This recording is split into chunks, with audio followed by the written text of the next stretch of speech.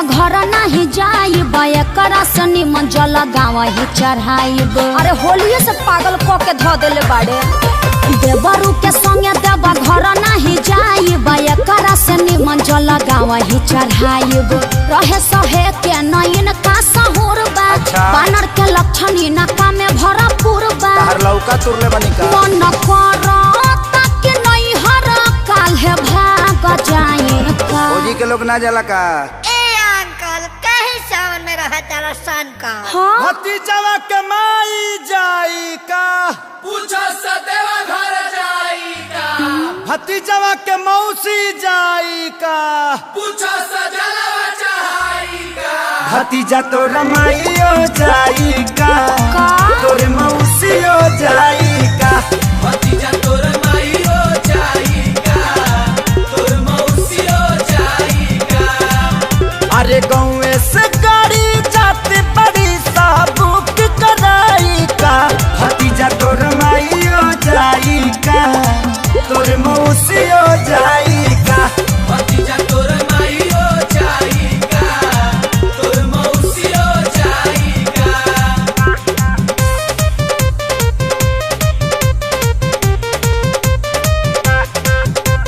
देवघर में मिले शंखा पोला हो, चला किनी हम फौजी।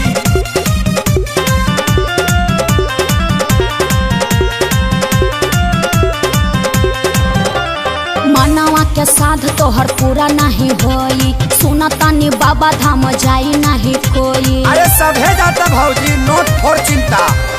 जाए के तो सभे के बाबा लोगे जाई, सुनो का?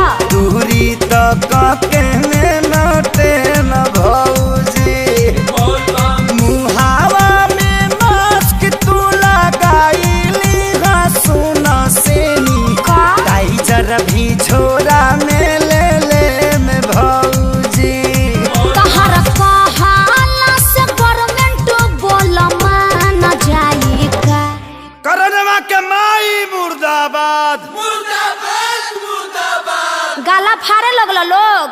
फट जाए दी। भतीजा तो रमाइयो जाई का, तोरे मौसियो जाई का।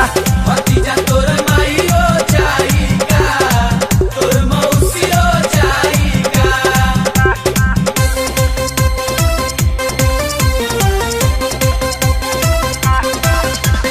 देवघर तरफ की जाई बजा, भले पुलिस से पिटाई बजा।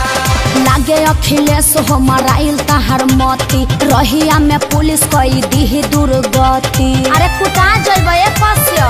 तू जुड़ा दी बुनु। गेहूं में हरा रूलो पर हाथ ना उठावे, सुना हाँ। एही से लेके तोहके जाए भौजी। बोल बम हर साल बाबा लोगे हाजिरी लगवल बानी, असु भी जलवा चढ़ाए भौजी। एक खेसारी तोहर दहिया दर्द झेल पाई का।